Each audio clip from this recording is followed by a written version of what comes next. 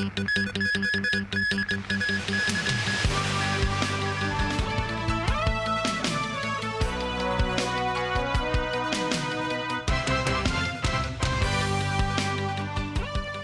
evening and welcome to TVB News.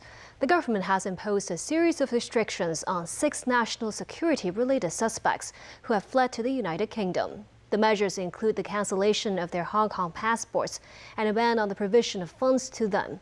Secretary for Security Chris Tang slammed the 6 for continuing to advocate separatism overseas.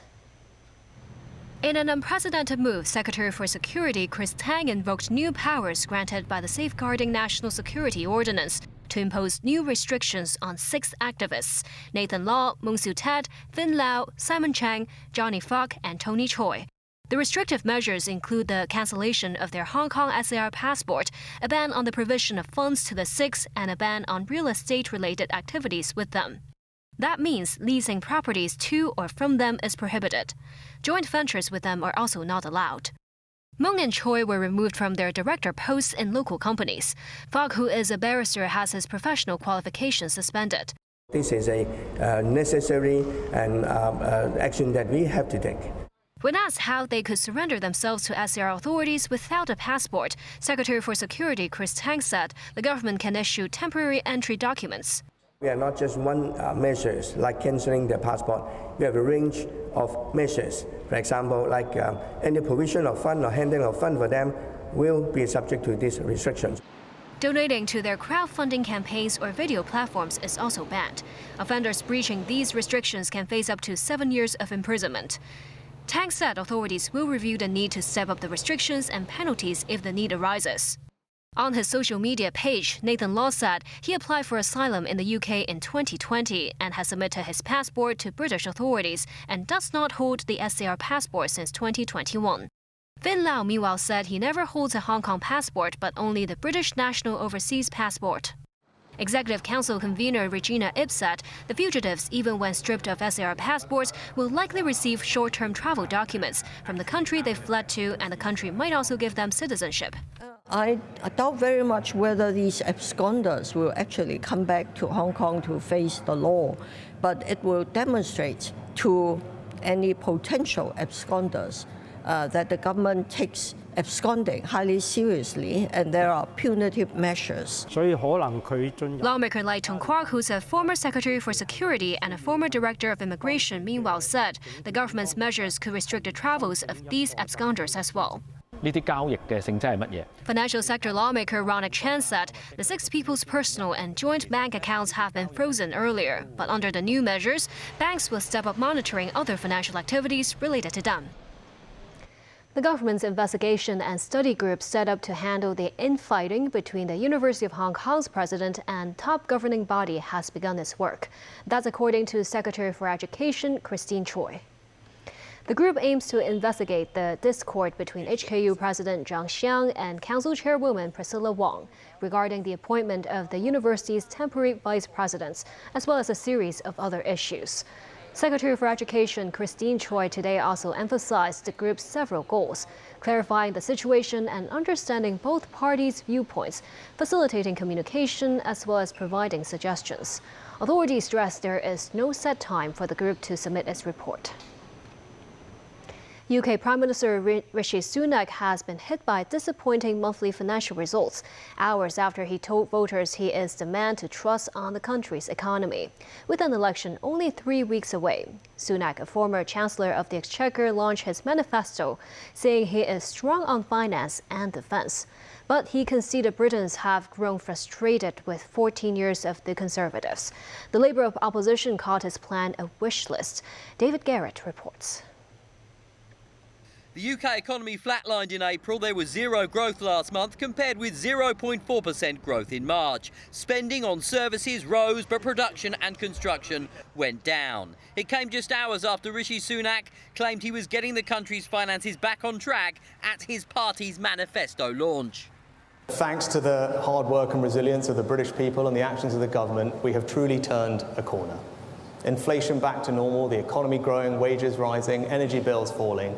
And that's why this election is right to talk about the future. The future that we want to deliver for our country is one where, above all, families will have financial security because their taxes are being cut. Sunak has pledged £17 billion of tax cuts during the next term, with 2% less on the rate of national insurance from April 2027. Welfare spending will be slashed, and Sunak says he will come down hard on tax avoidance to pick up any shortfall. Labour said today's figures show the UK economy has stalled. Projected figures for the first 6 months of 2024 appear to back up their claim. Sunak might be wishing he could turn the clock back for other reasons too. Last week, the Prime Minister was forced to apologise for leaving D-Day commemorations in France early. I'm not blind to the fact that people are frustrated with our party and frustrated with me. Things have not always been easy, and we have not got everything right. But we are the only party in this election with the big ideas to make our country a better place to live. On Ukraine, Sunak says the Conservatives are the party to defend Britain. The current leader has pledged more money. A 2.5% increase has been earmarked for the armed forces, a promise he says rival Keir Starmer will not match. And when there is a war in Europe, turmoil in the Middle East, China flexing its muscles in the South China Sea, we are in a world of increasing threats, and we must show our enemies that this country, with our allies, will stand strong. Elsewhere in the election, a 28-year-old man has been charged with threatening behaviour. Objects were thrown at Reform leader Nigel Farage. His party's bus was pelted as the anti-immigration campaigner tries to grab a seat in Parliament for the first time. David Garrett, TVB News. China will take all measures to firmly safeguard its lawful rights after the European Commission announced it will impose tariffs of up to 38% on Chinese electric vehicles. After an 8-month investigation, the EU is increasing duties. By July, tariffs will include 17% for BYD, 20% for Geely, and 38.1% for SAIC. Other car makers will face penalties too. It means the EU Commission follows the US in placing levies on Chinese EVs. They are concerned China's cheap cars are flooding their markets and putting jobs at risk. In Beijing, the Foreign Ministry was reacting to reports in the Financial Times, which have now been confirmed. Political figures and business representatives in multiple European countries recently stated their opposition to the European Commission's probe and said that imposing more tariffs on Chinese EVs to protect the European industry would be a wrong approach. Protectionism has no future, and open cooperation is the right way forward. We urge the EU to act on its commitments of supporting free trade and opposing protectionism, and work with us to uphold the overall economic and trade cooperation between the two sides. China will take all measures necessary to firmly defend our lawful rights and interests. Hamas says its positive response to a U.S. ceasefire plan for the 8-month war in Gaza has opened a wide pathway to reach an agreement. Hamas has some amendments to the proposal, which Israel says is tantamount to a rejection. Tracy Furness has more. Hamas submitted a formal response on Tuesday to a proposal outlined by U.S. President Joe Biden on May 31st. Subject to some amendments, the proposal was submitted to Qatari and Egyptian mediators following the adoption of the plan by the UN Security Council on Monday. It aims to reach a comprehensive agreement for a 3-phase ceasefire to end the war in Gaza. Israel said the response by Hamas was tantamount to a rejection, while a Hamas official said the Palestinian group was reiterating long-standing demands not yet met by the current plan. Commenting on a report by the Wall Street Journal on Hamas Gaza chief Yahya Sinwar, White House National Security Council spokesperson John Kirby said Sinwar does not care about innocent Palestinians caught up in the war. It should come as a shock to no one that Mr. Sinwar cares nothing at all about the lives of innocent Palestinians that have been caught up in this war, a war he started.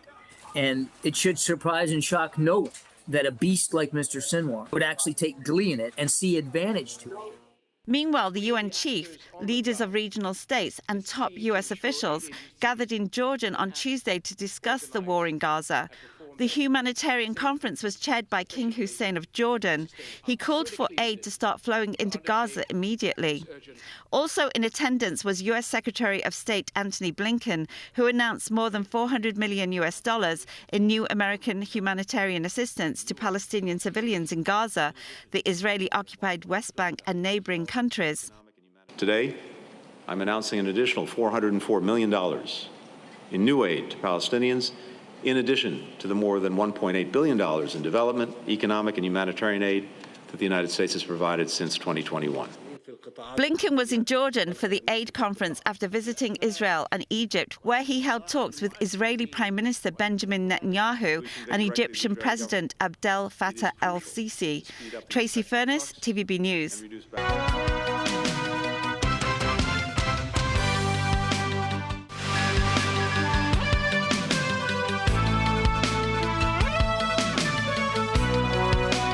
Back locally, the Retail Management Association will hold the Happy Hong Kong Shopping Festival in July and August, with a range of discounts and special offers. This as the association amidst the retail sector remains in dire straits as a result of the popularity of budget tourism among mainland visitors, compounded by locals' frequent travels up north. Commerce and Economic Development Secretary Algernon Yao said the retail industry should seek digital transformation to maintain its competitive edge. In this year's Hong Kong Retail Summit, Secretary for Commerce and Economic Development Algernon Yao said the city's economy is back on the right track, but the retail sector continues to face challenges. With that, Yao said the industry should accelerate its digital transformation, including the development of seamless online to offline customer experiences. Meanwhile, Annie Yao Zhe, chairperson of the Hong Kong Retail Management Association, said retail sales saw a double-digit percentage drop year-on-year during the Dragon Boat Festival. This trend is actually really affecting our industry because in the past we have been making a lot of business out of the tourists who are actually coming for shopping. But nowadays, you don't really see too many people like carrying their suitcases for shopping. But actually, nowadays, you see people normally just walk around and take pictures. Yao also said in view of the rapid changes in retail trends in recent years, the industry should innovate and adapt accordingly. That's not just in terms of retail strategies, but also in terms of the use of AI in understanding locals and tourist spending habits. To buoy spending, the association will hold the Happy Hong Kong Shopping Festival in July and August, with discounts and offers given by stores and hotels. As the event is running in tandem with the government courtesy campaigns, there will also be promotional activities in which patrons can vote for retailers that are polite and boast the best service. And that's the news. Thank you for watching.